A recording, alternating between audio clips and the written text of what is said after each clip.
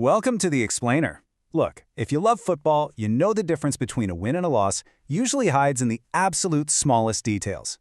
Today, we're taking the passionate, rapid-fire tactical analysis from Jb Predictz and breaking it all down to uncover the hidden value on the pitch. We're going to see exactly how a true analyst looks right past the obvious odds by diving into real matchups and some frankly stunning recent results. Let's get into it. So, here's our roadmap for today. We'll start with the art of prediction, then review yesterday's tactical triumphs, before we dive into the core previews for Spain versus Saudi Arabia, Belgium and Cape Verde, and Egypt versus New Zealand.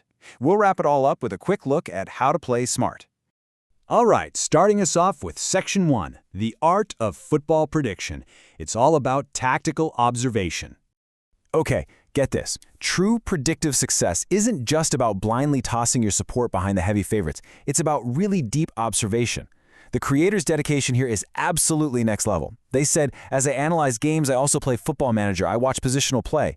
I mean, using high-level simulation tools to genuinely understand a squad's defensive lines, their spacing, and positional play, that is a massive tactical advantage. They aren't just staring at dry spreadsheets. They are literally thinking like a real football manager. Because of that, this predictive model relies heavily on digging into very specific tactical variables. It's about identifying those solid defensive midfields that just wreck the opponent's plays. It's about evaluating pass directness, asking, are they playing it safe with short passes, or are they hunting for dangerous, penetrative long balls? It's about totally avoiding the trap of blind favoritism. And honestly, most importantly, it's about contextualizing attacking sharpness. A team might shoot a ton, sure, but are they actually clinical when they get into the final third? Moving right along to Section 2, yesterday's tactical triumphs reviewed. Let's dissect some of yesterday's chaotic matches.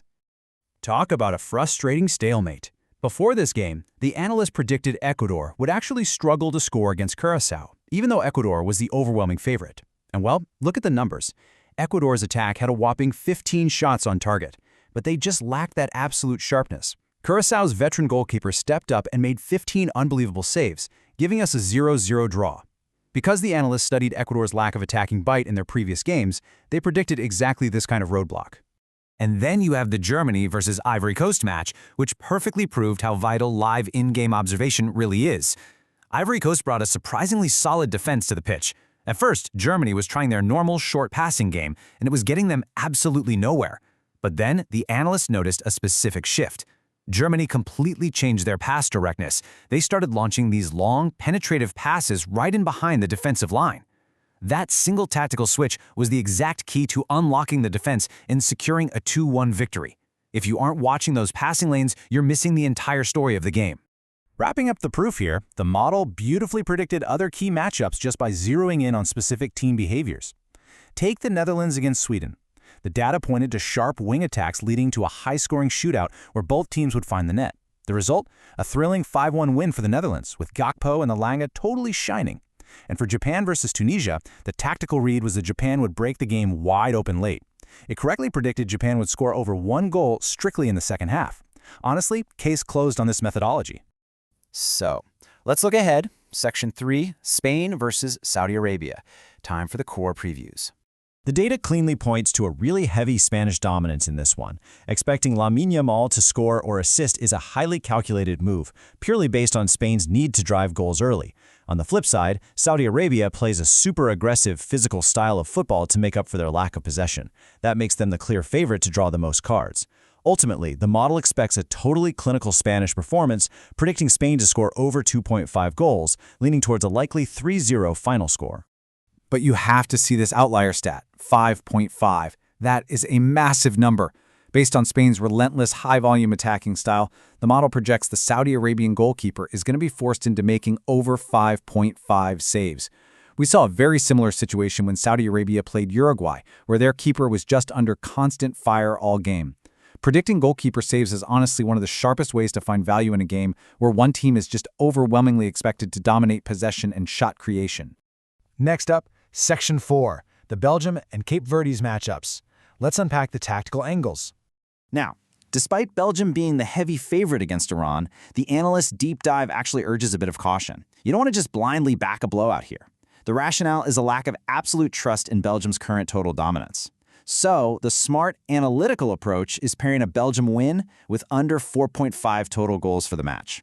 The model suggests looking mostly at the second half for Belgium to really find their rhythm, projecting a controlled, low-scoring 2-0 victory, basically expecting 1 goal in each half.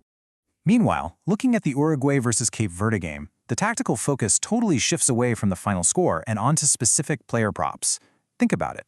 The Cape Verde goalkeeper just watched the Curaçao keeper become an absolute hero yesterday, right? He's going to be highly motivated against a relentless Uruguayan attack. That makes over 3.5 saves a really great target. Also, banking on Federico Valverde to get at least 1 shot on target is practically a given when you consider his guaranteed high shooting volume from the midfield. And fundamentally, Uruguayan's defense is just a wall, making it highly unlikely Cape Verde even finds the back of the net. All right, Section 5, Egypt versus New Zealand. We are gearing up for an offensive clash here. You've got to look closely at the corner prediction for this matchup, because Egypt utilizes the wings so heavily. With elite, pacey attackers like Mohamed Salah and Omar Marmoush, they are constantly driving down the flanks, forcing blocks and deflections. Anticipating Egypt to win the corner count is a remarkably sharp tactical prediction because it completely ignores the scoreline. Overall, we're expecting a very open game, with over 1.5 total goals, and taking Egypt to win either half, that's just the safest way to back their obviously superior overall quality.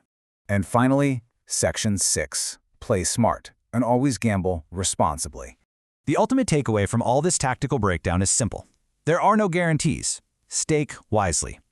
Even with the deepest tactical research, even when you're analyzing defensive midfields, tracking pass directness, and literally running Football Manager simulations, the ball is round and absolutely anything can happen out there on the pitch. The beautiful game is wonderfully unpredictable. So, as you watch these matches unfold, ask yourself, are you going to let pure instinct drive your perspective?